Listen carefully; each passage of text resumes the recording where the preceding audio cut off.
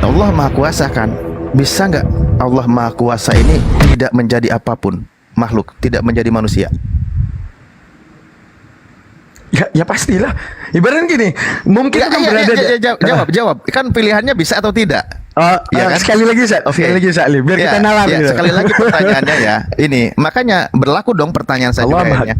Allah Maha Kuasa. Allah kan Allah yang Maha Kuasa ini, bisa nggak Allah itu tidak menjadi makhluk, tidak menjadi manusia?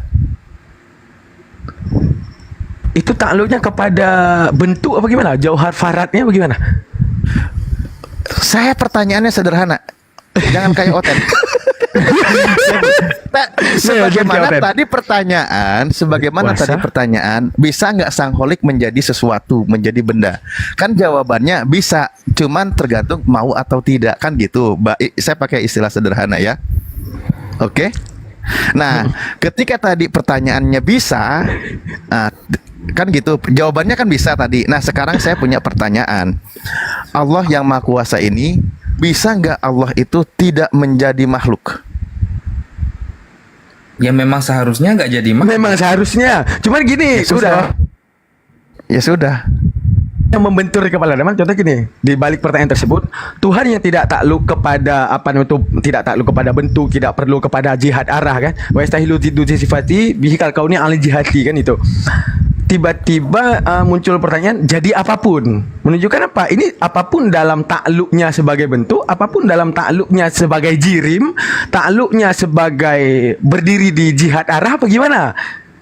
Nah, itu kalau diribetkan. Tapi kalau tidak diribetkan ya kayak jawabannya. Maksudnya gini, ini pertanyaan saya sederhana kepada Oten ketika kawan-kawan mereka mengatakan bahwa Tuhan itu bisa menjadi manusia kan gitu. Udah paham. Udah masuk. Pertanyaan kan gitu. Tuhan itu Maha Kuasa, bisa dia menjadi manusia. Dia tanya balik ke kita, kalau Tuhanmu bisa nggak? Saya bilang nggak bisa. Karena apa? Karena Tuhan itu mustahil jadi manusia gitu. Karena dia Maha Kuasa. Karena manusia terbatas kekuasaannya. Nah, maka sebenarnya pertanyaan itu, boleh kan kita bertanya, bisa nggak Tuhan yang Maha Kuasa itu, Tuhan itu tidak menjadi ciptaan atau tidak menjadi manusia? Benar. Itu istilahnya mafhum mukhalaf gitu ya? Iya, ini kan menunjukkan tentang bahwa Maha Kuasa juga kan. Tuhan yang Maha Kuasa itu, bisa nggak Tuhan itu tidak harus menjadi manusia? Ya pasti bisa, emang itu seharusnya gitu. Nah, itu berarti tetap Maha Kuasa kan, walau dia tidak menjadi manusia. Sama seperti pertanyaan gini, Mas Alif. Jadi itu aja sih kalau saya. Dalam Trinity mereka pahami gini. Untuk Tuhan dalam bentuk ruh tidak bisa dijamah oleh manusia, kemudian Tuhan mengambil wujud rupa manusia untuk memperkenalkan diri. Maka timbul pertanyaan kayak Ustaz Alif, benar juga. Tanpa menjadi wujud manusia, bisakah Tuhan memperkenalkan diri? Kan gitu. Tuh gimana dah? Aduh ya Allah. Gimana maksudnya tuh? Contoh gini, dalam Trinity mereka, kenapa Tuhan harus jadi manusia? Dalam dogma mereka, karena Tuhan tidak bisa dicapai dalam bentuk ruh oleh manusia. Kan bagi mereka Sang Bapa itu ruh. Kalau konsepnya Kristen lebih begini sih Ustadz. Kenapa Tuhan itu harus jadi manusia? Karena terlanjur janji gitu. Iya. Itu jawaban mereka gitu. Terlanjur janji dulu gitu. Jadi harus nepatin gitu loh. Makanya ini kan sebenarnya ya itu ya, mencari masalah. Ini kan pembahasan mencari masalah kan. Mencari masalah. Gitu. Maka saya pun juga harus menghasilkan sebuah masalah. Iya, agar semuanya jadi bermasalah gitu. Dan yang di bawah juga jangan sepakat kepada satu orang, harus dibagi 3 gitu. Enggak, ini tapi tetap saya istighfar ya. Artinya kan memang kita tidak kepada zat Allah itu. Jadi gini, karena satu prinsip ulama kita mengatakan at-tafakkaru fi makhlukillah wala tafakkaru fil khaliq. Itu dulu kan. Bertafakur itu tentang makhluk Allah, jangan engkau memikirkan tentang sang khaliknya gitu. Enggak usah, ini udah dikunci, udah jangan didebat lagi dari kalimat ini. Nanti nggak akan ada ujungnya semua gitu. Tapi nanti saya nggak akan panjang lagi lah. Makanya ketika tadi dikatakan karena kan menunjukkan Tuhan itu Maha Kuasa, bisa nggak Tuhan menjadi sesuatu ya? Kan gitu. Kan dia Maha Kuasa kan gitu. Maka dalam pertanyaan itu karena maha kuasa, maka jawabannya bisa, kan dia maha kuasa. Cuman nanti kan layak atau tidak dengan itu, layak kan atau gitu. tidak. Nah, itu pada prinsipnya adalah tidak mungkin terjadi kepada Tuhan gitu. Nah, maka saya cuman memberikan lagi satu kasus atau satu masalah yang intinya adalah kalau memang mengatakan Tuhan itu maha kuasa, dengan Tuhan yang maha kuasa itu, bahwa Tuhan itu berbeda dari makhluknya, bisa kan Tuhan tidak menjadi sesuatu karena Tuhan itu maha kuasa loh. Karena itu seharusnya Bisa nggak? Iya. Nah, itulah berarti artinya memang selesai gitu. Maksudnya ya sudah, memang tidak akan menjadi sesuatu karena dia sudah maha kuasa tanpa harus menjadi sesuatu. Jadi oke, aku tapi nggak mau terlalu panjang membahas ini karena ini agak sedikit ngeri ya. Karena ngeri, ini ngeri permainan ini saya tetap ya kalau membahasnya tentang masalah hal yang mungkin itu kepada sifat zat Allah, bagaimana berkaitan dengan fi'lu kulli mungkin atau tarku. Saya tidak akan lebih jauh dari itu. Afwan para guru. Atau gini. Ustaz, ada yang komen tuh di bawah kan, si Alitea tuh ya, yang Kristen. Apa katanya tadi? Ini di atas, ini dia. Mereka semua di atas level gue. Tahu nggak? Di Islam ini pembahasannya selogika ini ya, saya lagi tahu. Nah, itu Coba bukan nggak selevel, nggak Islam aja gitu. Ganti pertanyaan yang lebih ringan. Duluan mana Allah dengan waktu? Wah, itu udah dijawab oleh kitab-kitabnya kan. Oh, tetap bantahannya banyak juga nanti, gampang. Ya kalau kita membahas ya ya semuanya itu akan banyak bantahannya gitu. Iya, maksudnya kan kita pakai otak kita. Allah dengan waktu itu duluan mana? Sekarang kita pakai mantik lah ya, mantik tertinggi lah gitu. Allah dengan waktu. Misalnya kalau Dhamma jawab tuh gini. Duluan salah sesuatu istihalah daripada Tuhan, yaitu apa? Ditundukkan oleh waktu gitu, Ustaz. Kan itu pembahasannya gini. Wa yastahilu ziddu sifati bihi kal kauni ala jihati kan. Kepada jihad arah, bahkan kepada waktunya Tuhan. Artinya apa? Telah lahir, ataupun sedang lahir, ataupun akan lahir. Nggak mungkin itu ada pada Tuhan, ketiganya. Jadi menunjukkan apa? Sesuatu yang mungkin kepada makhluk, kepada Allah tidak mungkin kita satukan dalam satu wadah pola pikir. Menunjukkan apa? Kalau soal luan, ya Tuhannya lah pasti. Karena Tuhan yang menciptakan garis waktu tersebut. Oke.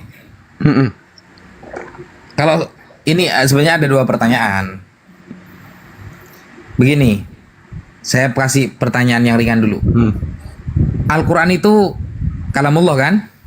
Ah, benar. Madlul dari Al-Quran itu qadim kan? Qadim. Ketika Allah mengatakan idz qala rabbuka lil mala, idz qala, ada waktu enggak itu? Ketika ditinjau daripada kalimat idz, di mana itu daraf ya Ustaz? Saat itu. Idz qala rabbuka lil mala, ada waktu enggak itu? Ya karena arti manais kan gini. Ketika itu. Ya kan, arti manais. Ketika itu waktu bukan? Kalau kita meninjau dari bahasa, hal. Madlul dari ayat itu kan tetap ketika. Logik sih. Bentar. Waktunya kita berpikir kritis di sini. Idza qala. Jangan lupa juga kita meninjau daripada konsepsi Al-Quran itu bilisanil Jibril ya Ustaz ya. Oh iya, tapi madlulnya tetap dari Allah itu. Nggak bisa otak-atik Jibril. Jibril cuma melafatkan saja. Maksudnya tetap sama seperti yang Allah maksudkan. Penonton ini nonton doang ya. Ini bilang lu mau penonton, ini nonton doang. Jangan simpulkan. Ketika Jibril menyampaikan pesan Allah, idz qala rabbuka lil mala. Ketika Allah menyampaikan. Nah, yang kita tahu, firman Allah itu melekat pada Allah. Benar. Kalau Allah qadim, maka firman juga qadim. Ketika Allah berkata, ketika. Nah, ada waktu di sana. Kalau kita masukkan ke teori kinayah bisa nggak Ustaz? Apa nih? Kinayah yang mana nih? Balaghah kinayah. Contoh gini. Dalam ilmu apa namanya itu bayan, kan ada balaghah Ustaz. Balaghah itu kayak ibaratnya kan ada beberapa hadis nabi dirangkul oleh Tuhan, kan ada itu. Itu kan arahnya semua ke arah kinayah. Artinya apa? Kayak contoh gini kita bilang. Kalau kinayah tuh, ketika wujud daripada iblis ataupun setan itu abstrak, tapi kita wujudkan seolah-olah wujudkin, itu kan kinayah. Seperti contoh gini, Jangan pergi ke situ. Di situ ada setan. Kita bilang kalau seandainya aku ketemu setan, ku senyumin dia biar dia juga tersenyum dan terkesima. Menunjukkan apa? Kita mewujudkan sesuatu pada setan itu seakan-akan kita tahu giginya, kita tahu mulutnya, kita tahu keabstrakan setan itu dalam wujud kin. Begitu juga arti dikinayahkan. Tadi Nabi Muhammad dirangkul oleh Tuhan, kan gitu. Nah, kepada pembahasan Ustadz yang tadi menunjukkan, bisa nggak ketika itu kita kinayahkan ke arah, ibaratnya kayak mana ya cara kita jelaskan arti ketika itu secara kinayah? Jibril mengkinayahkan seakan-akan berwaktu. Nggak bisa. Nggak bisa. Jibril Nggak kalau bisa, mengkinayahkan berarti yuharrifuna amma wadi'i nanti itu. Ya juga. Jibril Ketika cuma itu menyampaikan lafzon, maknan minallah. ya juga. Dal daripada perkataan Jibril kan kalamullah juga bisa deh. Ya. Sekarang saya sedang berposisi jadi Ibnu Rusyd Ibnu Rus. Oke. yang mengatakan Allah dan waktu itu samalah gitu ya. Itu Ibnu Sina juga kan yang mengatakan. Gampang lah nanti itu. Saya kan pelajari cara berpikirnya sebenarnya. Oh gitu cara berpikirnya. Oke, makanya kadang saya berdebat dengan diri saya sendiri Ustadz gitu. Kalau saya jawab gini gimana? Kalau saya bantahnya gini gimana gitu. Tapi memang Ibnu Rusyd sama Ibnu Sina itu keren. Maksudnya itu untuk logiknya logik. Logiknya itu logik. Karena Gitu. ibarat itu sama seperti mengatakan gini, konsep infinitum yang dikatakan oleh Ibnu Sina juga, ketika alam ini kadim bagi dia. Oh, maksudnya ke fisika kuantum nanti itu. Intinya infinitum itu gini. Ketika segalanya itu ada awal, ada awal, ada awal, ada awal, ada awal, ada awal, ada awal, ada awal. Yang kemudian kalau seandainya pemahaman ulama tauhid, wajibnya tercipta the first ataupun the one ataupun the God. Bukan wajib tercipta, bukan tercipta, harus adanya sang pencipta untuk kemudian menciptakan keawalan daripada semuanya. Akan tetapi kan Ibnu Sina nggak mau ke arah itu. Ibnu Sina dia mau ke arah yang logik secara keduniaan gitu. Nah, Yang saya kan, heran itu loh. ibaratnya itu gini. Qala rabbuka lil mala. Ada waktu nggak jelas ada. Mau kita lihat madlulnya ataupun apa, tetap ada. Kalau ada waktu, loh itu kan firman Allah. Firman Allah kan qadim. Karena melekat kepada Allah. Oh berarti Allah sama waktu bareng. Kan gitu aja kan logiknya kan? Muqayyad daripada is itu tentang kejadian apa Ustaz kira-kira? Idza qala Qala rabbuka. rabbuka lil malaikati inni ja'ilu fil ardi khalifah. Contoh. Ya. Itu ada tinjau itibar kejadiannya nggak Ustaz? Kalau itibar kejadian mungkin bilisanil Jibril sedang menceritakan kejadian tersebut. Makanya adanya iz mungkin. Iya, tapi Jibril itu penyampai lafzon bukan makna. Bilisani Jibril, semua ibarat ulama itu bilisani Jibril, bukan bimaknan minal ma'ani inda Jibril, bukan. Nggak berani malaikat Jibril kayak gitu. Mana tahu salah saya dalam menilai ya, dalam istiqra Ustaz. Kalau saya mengistiqrakan di balik bilisanil Jibril itu kayak ibaratnya gini. Dengan kunnya Allah, Jibril paham indikasi daripada kalamullah. Itu salah nggak Ustaz pemahaman kayak gitu? Artinya indikasi dari kalamullah. Makanya kita meninjau kenapa Jibril membawa hikayatul lafdi, kadang-kadang juga membawa hikayatul qaul daripada Allah Ta'ala. Seperti jangan katakan Allah dua, sesungguhnya aku. Itu kan hikayatul qaul Ustaz ya. Nah, berarti kan menunjukkan apa? Kayak contoh gini, saya ngomong sesuatu, Ustaz Wafi menyampaikan ke Ustaz Alif. Misalnya saya bilang, Ustaz Wafi, saya ini gubernur. Kan bisa jadi dua penyampaian. Kalau bilisanil Ustaz Wafi, penyampaian dengan bentuk khabariyah, artinya apa? Ustaz Wafi langsung menyampaikan ke Ustaz Alif. Bayi moto itu saya ajarin alif dari alif sampai hal yang lain.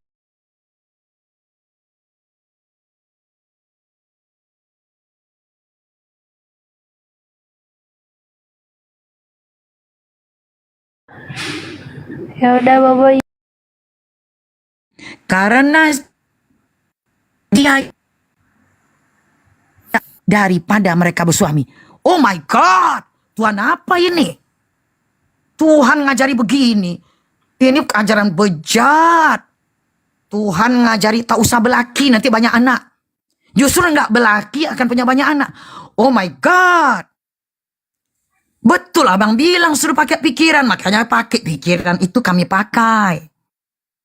Buka tendamu. Pancangkan pasak-pasakmu. Pancang-pancangmu. Adat Yahudi. Adat di Indonesia juga begitu. Kalau jangan manggil tamu. Gitu. Janda malah nggak bersuami bisa punya anak banyak. Dari mana ini? Rupanya dari jual murah. Buka tenda. Lebar-lebar. Kemudian disuruh, hendalah engkau menggeser ke kanan. Buka tanganmu ke kanan. Coba bukakan tangan, bukakan tangan. Tangan dibuka ke kanan. Lalu bolak-balik. Ngapain tuh? Ya meluk orang. Buka kanan. Lalu balik ke dalam. Ya meluk orang. Itu loh.